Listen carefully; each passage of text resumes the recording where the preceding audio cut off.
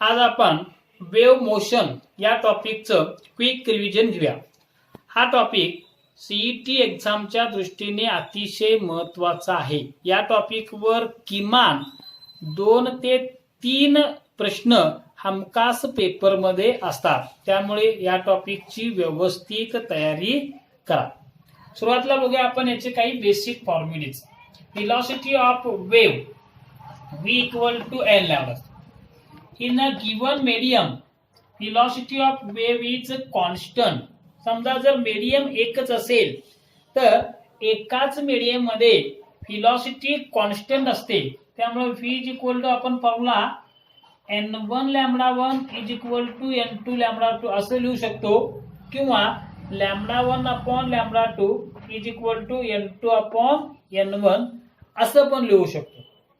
जर एखादा वेव्ह एका मीडियम मधून दुसऱ्या मीडियम मध्ये जात असेल, when a wave travel from one medium to other, then its frequency remains constant.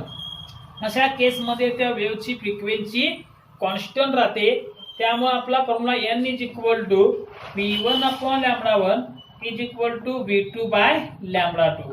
जर वेव्ह एका मीडियम मधून दुसऱ्या मीडियम मध्ये जात असेल तर आपल्याला हा फॉर्म्युला वापरायचा आहे। त्यानंतर महत्त्वाचा फॉर्म्युला येतोय phase difference delta. Phase difference डेल्टाचे बरेच फॉर्म्युले आहेत, त्यापैकी delta = 2πx/λ that = k × x। त्या ठिकाणी x म्हणजे डिस्टन्स बिटवीन 2 पार्टिकल्स, किंवा x ला आपण पाथ डिफरन्स असं देखील म्हणता येतं। डेल्टा साठी दुसरा फॉर्म्युला आहे in terms of time. Delta = 2πt/T। या ठिकाणी T म्हणजे पिरियड ऑफ द वेव्ह असेल, यालाच आपण ω_t असं पण लिहू शकतोय, किंवा 2πnt असं पण लिहू शकतोय। आणखी एक महत्त्वाचा फॉर्म्युला आहे, समजा जर आपल्याला 2 वेव्ह दिल्या असतील आणि त्यापैकी पहिल्या वेव्हचं equation y1 = a1 sin ωt आणि दुसऱ्या वेव्हचं equation y2 = a2 cos ωt या फॉर्म मध्ये असेल, म्हणजे पहिला वेव्ह साइनचा फंक्शन आणि दुसरा वेव्ह कॉसचा फंक्शन असेल, तर अशा केस मध्ये त्या दोन वेव्हज मधला फेज डिफरन्स डेल्टा हा delta = π/2 90 degree out of phase असतात, किंवा त्यांच्यामधला फेज डिफरन्स हा π/2 चा असतो। सिंपल हार्मोनिक प्रोग्रेसिव्ह वेव्ह च्या इक्वेशन वर असणारे काही पॉइंट्स त्याचा आपण रिव्हिजन करूया। सिंपल हार्मोनिक प्रोग्रेसिव्ह वेव्हच्या इक्वेशन वरून विचारले जाणारे जे प्रश्न आहेत, दरवर्षी सीईटीच्या एक्झाम मध्ये याच्यावर एखादा प्रश्न विचारला जातो। त्यासाठी तुम्ही हे सगळे सिंपल हार्मोनिक प्रोग्रेसिव्ह वेव्हचे जे इक्वेशन्स आहेत वेगवेगळ्या फॉर्म मध्ये एक्सप्लेन केलेले असतात, त्याची चांगली तयारी करून घ्या। फॉर एक्झाम्पल पहिले इक्वेशन आहे y = a sin ωt ±kx, किंवा y = a sin 2π ×T ±x/λ असं आपण वेगवेगळ्या 5-6 प्रकारे ते इक्वेशन लिहू शकतो।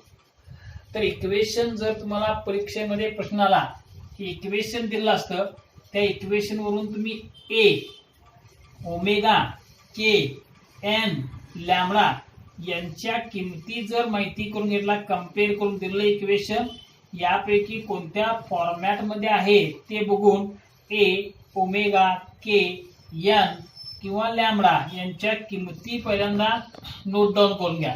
एवढ्या किमती मिळाल्या की तुम्हाला त्याच्यावर असणारा सगळे प्रश्नांच्या उत्तरं देता येतात। फॉर एक्झाम्पल एम्प्लिट्यूड विचारला असेल तर directly you can write the value of amplitude A.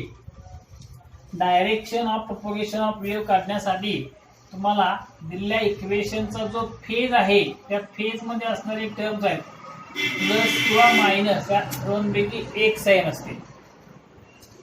Plus sign असेल तर that wave is travelling along negative x axis असतो, मायनस साइन असेल तर wave is moving along positive x असेल। त्यानंतर velocity of a wave. Velocity of wave काढणे अतिशय सोपं। तुम्हाला व्हेलॉसिटी काढण्यासाठी की दिलेले इक्वेशन कोणत्या फॉर्मॅट मध्ये आहे हे बघायची आवश्यकता नसते किंवा स्टँडर्ड फॉर्मॅट मध्ये लिहायची आवश्यकता नसते. डायरेक्ट दिलेल्या इक्वेशन मध्ये coefficient of T upon coefficient of x घेतला की तुम्हाला व्हेलॉसिटी मिळते. किंवा तुम्ही ओमेगा अपॉन के हा फॉर्म्युला वापरू शकता, that is equal to N lambda और that is equal to lambda upon T, हे पण फॉर्म्युले वापरू शकता. त्यानंतर येतो वेवलेंथ. वेवलेंथ कॅल्क्युलेट करण्यासाठी दिलेल्या इक्वेशन वरून तुम्ही के ची व्हॅल्यू फाइंड आउट करा आणि के इक्वल टू 2π अपॉन लॅम्बडा वापरला की तुम्हाला वेवलेंथचं व्हॅल्यू मिळते. तसंच पिरियड अँड फ्रिक्वेन्सी ह्या दोन गोष्टी कॅल्क्युलेट करण्यासाठी from the given equation you have to calculate value of omega. ओमेगाची किंमत कॅल्क्युलेट करा.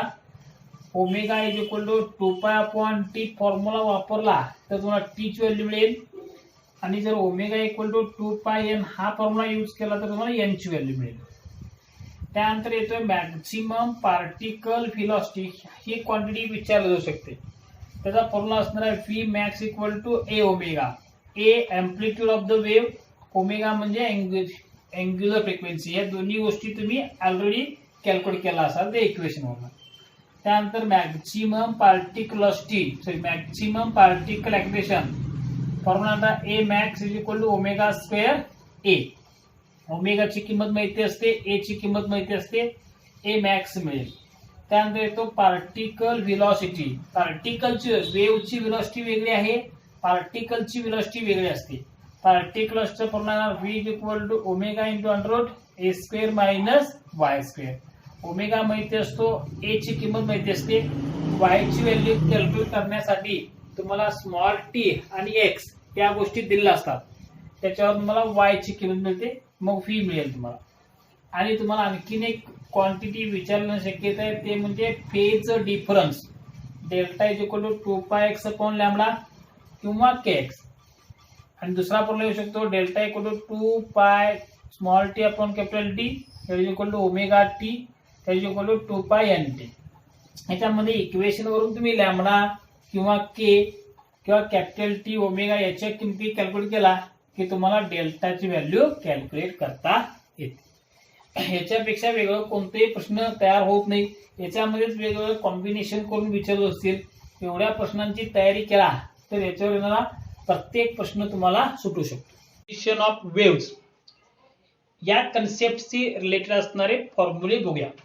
Late A1 amplitude of first wave, A2 amplitude of second wave, I1 intensity of first wave, I2 intensity of second wave, delta phase difference between waves, alpha म्हणजेच A1 upon A2 म्हणजेच काय आपला amplitude ratio आहे आणि beta म्हणजे I1 upon I2 म्हणजेच intensity ratio आहे. हे जे असे दोन वेव्स एकमेकांमध्ये मिक्स झाले त्याला आपण म्हणतो सुपरपोजिशन ऑफ वेव्स. मिक्स झाल्यानंतर त्या पॉइंटला असणारा रिझल्टंट एम्प्लिट्यूड आणि रिझल्टंट इंटेन्सिटी किती असते त्याची आपण बघूया. आणि काही पर्टिक्युलर केसेस मध्ये किती इंटेन्सिटी आणि किती एम्प्लिट्यूड असतो ते आपण बघूया. पहिल्यांदा बघूया आपण रिझल्टंट एम्प्लिट्यूड आणि रिझल्टंट इंटेन्सिटीचा जनरल फॉर्म्युला. AR म्हणजेच काय resultant amplitude is given by route of A1 square plus A2 square plus 2A1 A2 cos of delta. आपण सांगितल्याप्रमाणे A1 amplitude of first wave, A2 amplitude of second wave असेल आणि delta म्हणजे त्या दोन waves मधला फेज डिफरन्स असेल. त्याच पद्धतीनं आपल्याला रिझल्टंट इंटेन्सिटी किती असेल या पॉइंट P ला तर त्याचा फॉर्म्युला असणार आहे IR is equal to I1 plus I2 plus 2 into root of I1 I2 cos delta. हे झाले जनरल फॉर्म्युले. त्यानंतर समजा हे जर दोन वेव्हज P पॉइंटला एकत्र येत असताना त्या ठिकाणी कन्स्ट्रक्टिव्ह इंटरफरन्स झाला असेल. कन्स्ट्रक्टिव्ह इंटरफरन्स ज्या ठिकाणी होतो त्या ठिकाणी रिझल्टंट एम्प्लिट्यूड हा मॅक्सिमम असतो. म्हणून कन्स्ट्रक्टिव्ह इंटरफरन्स झाला असेल तर रिझल्टंट एम्प्लिट्यूड म्हणजेच ए मॅक्झिमा इज इक्वल टू येणार A1 plus A2. Okay, constructive interpret झाला असेल तर त्या पॉइंटला रिझल्टंट इंटेन्सिटी देखील मॅक्झिमम असेल आणि तो असेल I maxima is equal to bracket मध्ये root I1 plus root I2 bracket square. समजा पी पॉइंटला हे जे दोन वेव्हज एकत्र आलेत त्या ठिकाणी डिस्ट्रक्टिव्ह इंटरप्रेट झाला असेल तर त्या पॉइंटला अँप्लिट्यूड मिनिमम असतो आणि minimum amplitude is given by A minima is equal to A1 minus A2. Destructive interpret झाला असेल तर इंटेन्सिटी पण त्या पॉइंटला मिनिमम असते आणि मग intensity minimum is given by root I1 minus root I2 bracket square. Okay, आणखीन एक पर्टिक्युलर केस घ्या. समजा जे दोन वेव्हज एकमेकांमध्ये मिक्स झाले आहेत त्या दोन्ही वेव्हचं अँप्लिट्यूड समान असेल किंवा त्या दोन्ही वेव्हचं इंटेन्सिटी समान असेल तर त्या केसमध्ये resultant amplitude AR is equal to असतो 2A cos of delta by 2 आणि रिझल्टंट इंटेन्सिटी असते IR is equal to 4I cos square delta by 2. हा जो रिझल्टंट अँप्लिट्यूडचा फॉर्म्युला आहे तो 2 वर्षापूर्वी सीईटीच्या पेपर मध्ये विचारला होता, डायरेक्ट फॉर्म्युला. आणखीन एक पर्टिक्युलर केस बघूया आपण. जर समजा जे दोन वेव्हज एकमेकांमध्ये इंटरफेअर झाले त्यांच्यामधला फेज डिफरन्स π/2 असेल तर त्या केस मध्ये resultant amplitude AR is equal to root of A1 square plus A2 square असेल आणि त्या पॉइंटला रिझल्टंट इंटेन्सिटीचा फॉर्म्युला असेल IR is equal to I1 plus I2. त्यानंतर आता जो फॉर्म्युला मी सांगणार आहे तो बऱ्याच वेळा तुम्हाला परीक्षेला विचारलेला आहे. Ratio of A maxima to A minima किंवा ratio of I maxima to I minima, याच्यावर बरेच प्रश्न विचारले जातात. तर A maxima upon A minima is equal असतो A1 plus A2 upon A1 minus A2 आणि इन टर्म्स ऑफ आपल्याला अँप्लिट्यूड रेशिओ मध्ये पाहिजे असेल तर तो येतो alpha plus 1 upon alpha minus 1. Alpha म्हणजे असतो अँप्लिट्यूडचा रेशो. तसंच I maxima upon I minima साठी फॉर्म्युला असणार आहे A1 plus A2 bracket square upon A1 minus A2 bracket square. हे झालं in terms of amplitude. In terms of intensity पाहिजे असेल तर I maxima upon I minima is equal to bracket मध्ये root I1 plus root I2 bracket square upon bracket मध्ये root I1 minus root I2 bracket square. आणि in terms of intensity ratio पाहिजे असेल beta तर त्या case मध्ये येतो bracket मध्ये root beta plus 1 bracket square divide by root beta minus 1 bracket square. मुलांनो, परीक्षेच्या दृष्टीने हा अतिशय महत्वाचा पॉइंट आहे. हा जो इथे दिलेले सगळे फॉर्म्युले जे आहेत त्याच्यावर व्यवस्थित तुम्ही कमांड असेल तर याच्यावरचा एकही प्रश्न तुमचा चुकणार नाही.